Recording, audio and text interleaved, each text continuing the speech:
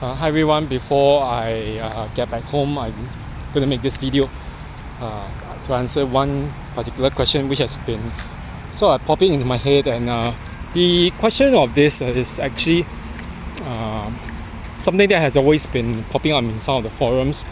And I think that it goes back, because some of the forums, I always see this question, like when people post this, they normally post it under the anonymous participant, maybe because they don't want their so-called partner, whoever in their family, friends or whatever, who's actually kind of like cyber stalking them to find out what they are doing.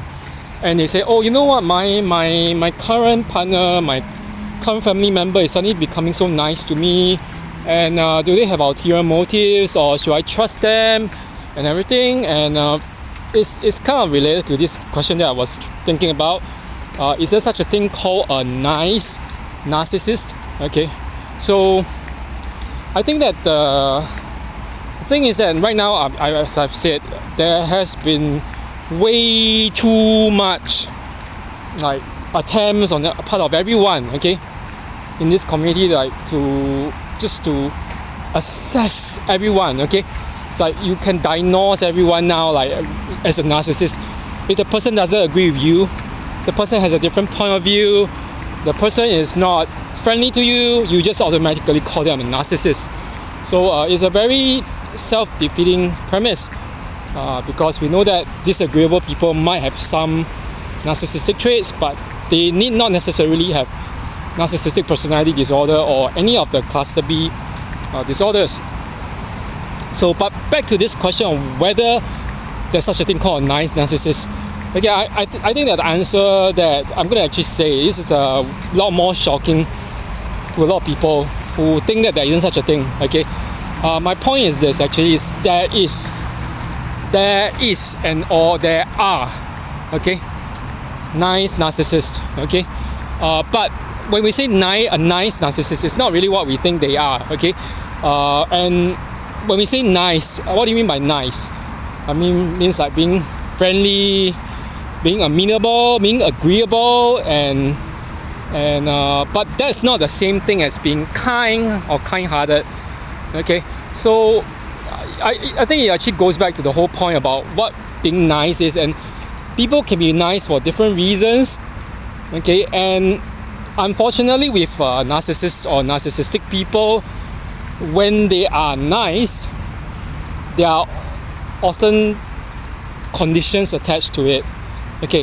And as we all know, when someone gives something, someone is not necessarily sacrificial, but someone is giving and expects something in return for giving something. It's not exactly being kind-hearted. That is actually a very transactional kind of relationship. It's pretty much like business, getting down to business. For example, when a narcissist starts showing interest in you, and they are very nice to you, they bombard you with all the attention and everything. It doesn't mean that they are really, really always that genuine.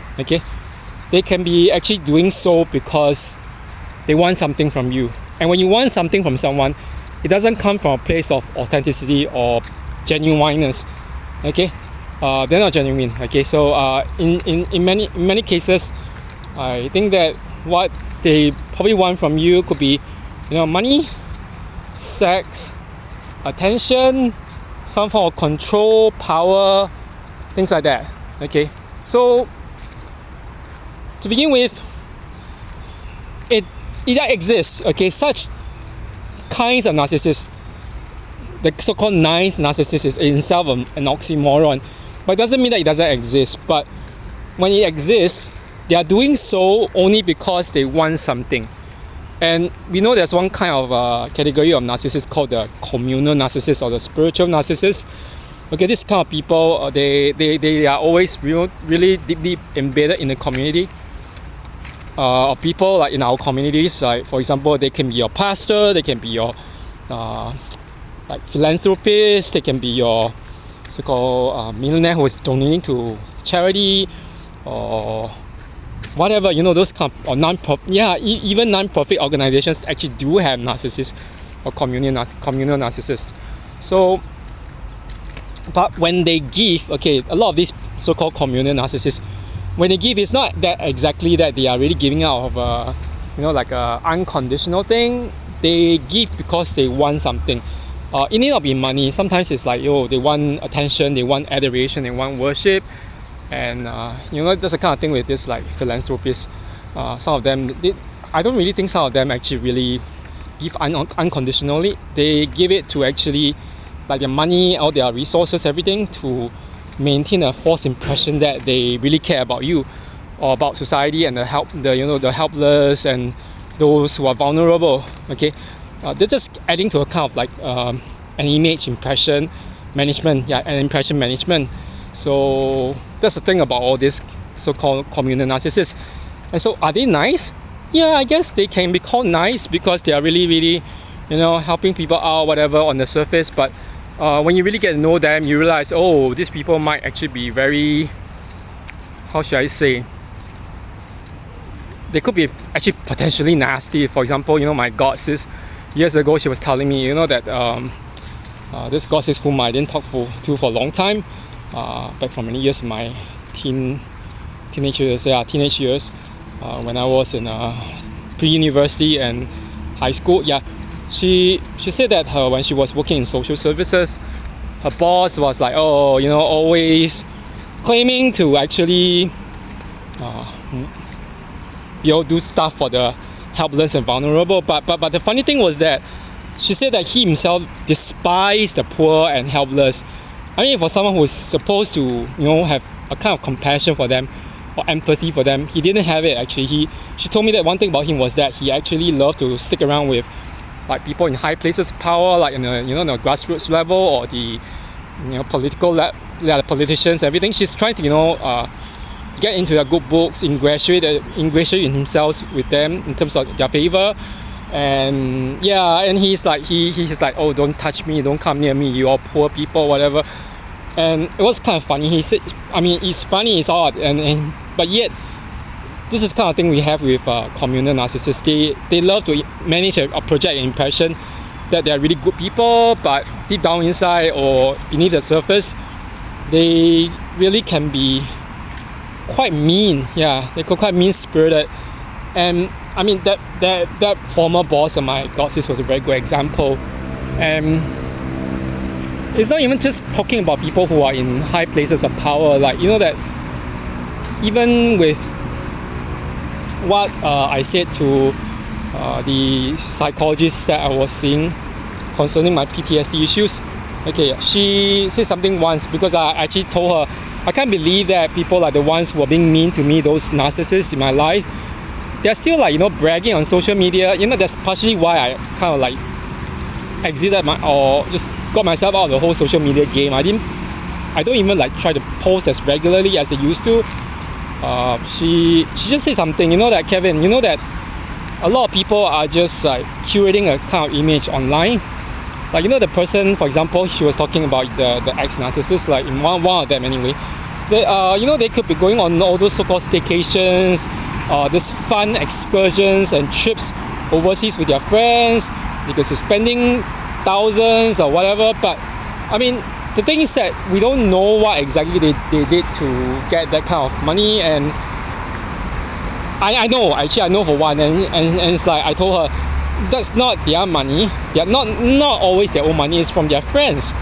The friends who travel along with them, they become their so-called enablers or their flying monkeys. And they have such narcissists have such flying monkeys who enable them.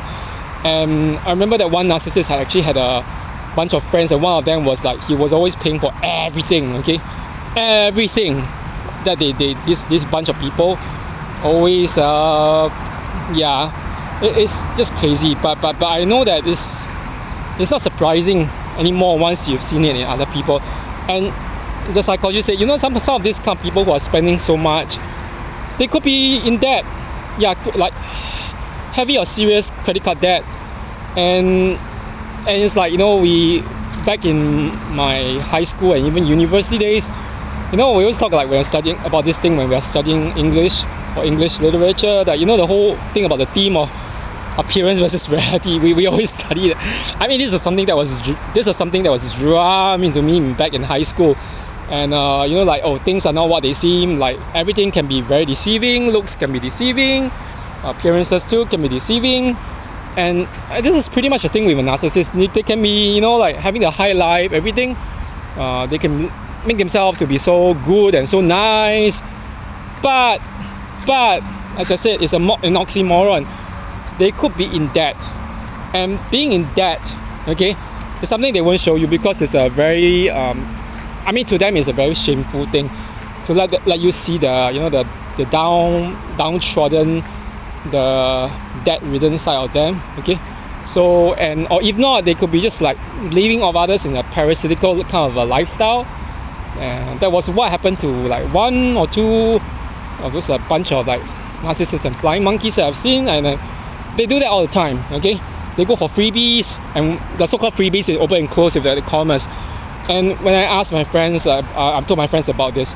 My friends, one of them, like, he was telling me this, like, he said, nothing is really free. How do they get their money and all the resources? Maybe they sleep around with someone to get all these things, like, and when he said that, I was like, oh yeah, it's highly possible. It sounds really disgusting, but I mean, the guy's doing it. And like, the good example is people who go around and in real life they might seem very normal people, but when you realize, oh, they have OnlyFans, and what they do with OnlyFans, they hustle themselves, they sell themselves and everything. So that's why I always tell people, anyone in the right mind wouldn't hustle themselves online on OnlyFans, all such things, okay?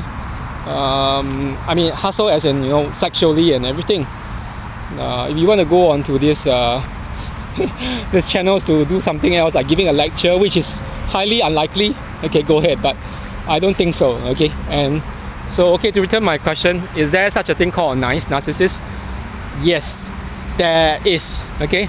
But it's not really what we think it is, okay? When they are nice, they have ulterior motives, and on top of that, it's all like, impression management. The facade will ultimately, crumble. So, and yeah, the facade is always the one thing. So that's a saying, it's pretty accurate saying that 90% of the time is a narcissist being mean to you or manipulative, whatever. But the other 10% is them being nice to you and convincing you that it's otherwise, okay? I wouldn't actually always agree with that, actually, to begin with, because I would say that 100% of the time, even the times when they're nice to you, they are actually already manipulating you via being nice, okay? So in all cases, what? We need to have our boundaries. Even if someone is nice to us, it doesn't mean that we have to say yes to what they do, okay, and what they want of us. We have to really just, observe and observe. If people say, oh, you're being overly careful, you're just jaded. I said, no, like, it's not even just once bitten, twice shy. It's like, okay, it's more like no trust, no one, okay, absolutely no one. And this is something that I think I learned over the years, and it's kind of funny because the movie, I think Scream 6, there was this whole thing about okay, Scream 6 is like a slasher thriller. There was a character, Samantha Carpenter, okay, she was adopted at a very young age, okay, and she was actually in reality the daughter of the psychopath serial killer, Billy Loomis, yeah, but she wasn't aware because obviously her mother gave her away to be adopted, and so she had this idea. She realized that she had started developing certain fantasies of like killing people, yeah. But of course, obviously, she wasn't really doing it.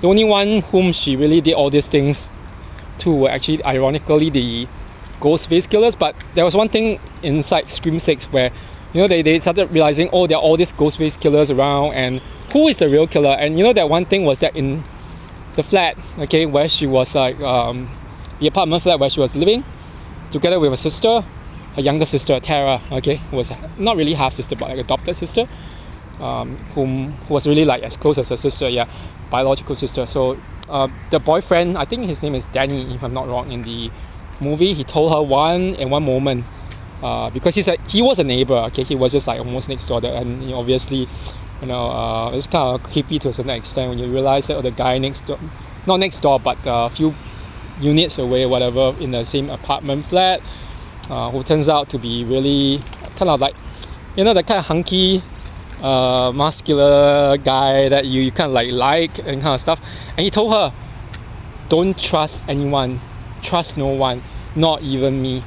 Of course, he didn't turn out to be one of the Ghostface killers, but what he said was very true. He was telling her, you have to be really careful. The ones whom you thought were your friends turn out not to be your friends. And true enough, the ones whom they thought were their friends, including like Mindy, Detective Bailey, all of them, and even what's that guy? One of the so-called self-professed virgin roommate or friend turns out to be a family of people who were trying to complete the killer masterpiece, okay, the filmmaking masterpiece of the son, okay, Richie in Scream 5. Yeah, so who was actually one of the new Ghostface killers.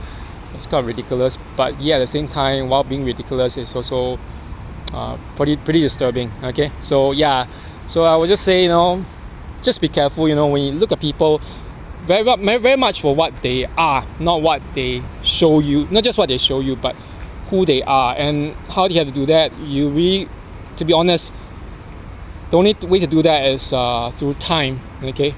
So, and we can't just wear rose tinted lenses to actually look through all this. Okay, so anyway, that's it for now. Okay, have a good one, everyone. Bye bye.